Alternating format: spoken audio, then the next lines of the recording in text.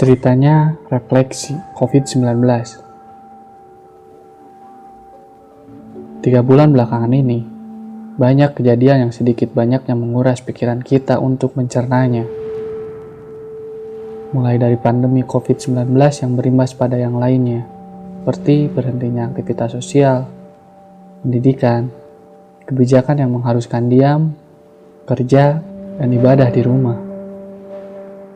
Larangan mudik, larangan berkerumun, larangan jual beli secara langsung, serta beberapa aktivitas lainnya. Puncaknya orang mulai beralih pada konspirasi corona. Mungkin sumbernya dari riset ilmiah, cuplikan video di medsos, maupun podcast. Entah kenapa, itu yang menjadi diskusi publik saat ini. Well, apapun argumennya, kita patut berterima kasih pada tenaga medis yang dalam situasi seperti ini, merekalah sebagai garda utama dalam mengatasi ini.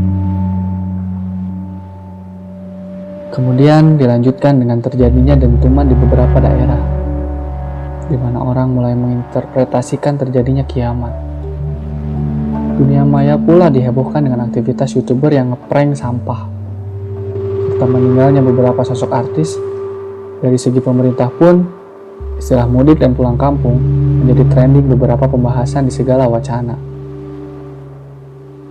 Dalam dunia pendidikan, saya pikir gebrakan RPP 1 halaman akan melahirkan banyak diskusi ilmiah. Begitu juga dengan dihapuskannya UN. Namun, beberapa kejadian tersebut, saya membaginya ke dalam 5 kelompok manusia dalam menanggapinya. Kelompok pertama adalah mereka yang pasrah berlandaskan keimanan. Apapun yang terjadi, soal maut sudah ada yang mengatur, yaitu Tuhan Yang Maha Esa. Dan soal kebijakan sudah ada yang mengurusnya, yaitu pemerintah.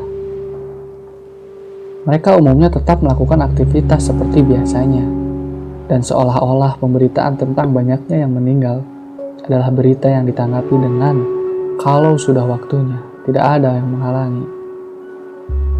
Anjuran cuci tangan, social distancing, hindari kontak fisik, menggunakan masker atau hand sanitizer seolah-olah hanyalah judul berita yang mereka dengar saja, tanpa mereka sadari bahwa anjuran tersebut juga ditujukan kepada mereka. Kemudian kelompok yang kedua adalah yang pasrah tapi tetap memiliki rasa gelisah. Mereka meyakini segala sesuatu sudah ada yang mengaturnya. Begitu juga dengan maut. Namun, mereka tetap menjalankan anjuran-anjuran dari pemerintah. Mereka berpasah perihal mati, tapi tetap ada ikhtiar dengan dalih, mati tidak konyol. Ada rasa khawatir kena, ada keyakinan mati itu hak kuasa, tapi tetap ada rasa takut untuk mati. Kelompok yang ketiga adalah mereka yang ingin tahu secara jelas kapan dan bagaimana pandemi ini berlangsung. Segala bentuk pemberitaan di media tidak langsung percaya begitu saja.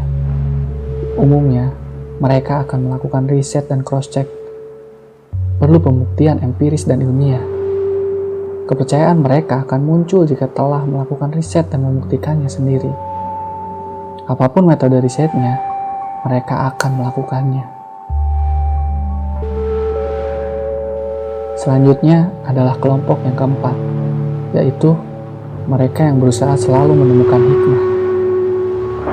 Apapun yang terjadi soal harus di rumah, belajar di rumah, kumpul keluarga, ibadah pun di rumah, mereka selalu berusaha menemukan hikmah apa yang bisa didapatkan dari berbagai peristiwa ini. Sedangkan kelompok yang terakhir adalah mereka yang selalu mengait-ngaitkan dengan konspirasi, kebohongan serta berupaya menemukan modus di balik segala kebijakan. Sasarannya sih biasanya mereka yang menentukan kebijakan dan media. Kalau kita tidak di antara kelima hal ini, biasanya kombinasinya tidak ada diskusi yang mana yang terbaik. Pada dasarnya, sikap responsif yang ditunjukkan oleh seseorang terhadap sesuatu dipengaruhi oleh pola pikir dan pengalamannya. Jadi, Berhentilah berdebat kalau memang kita berdasarkan dari latar belakang pemahaman yang berbeda pula.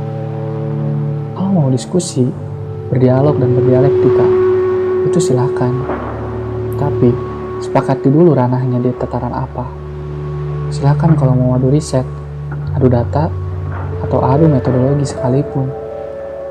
Yang terpenting, modus utamanya adalah saling menginformasikan, bukan saling mengalahkan.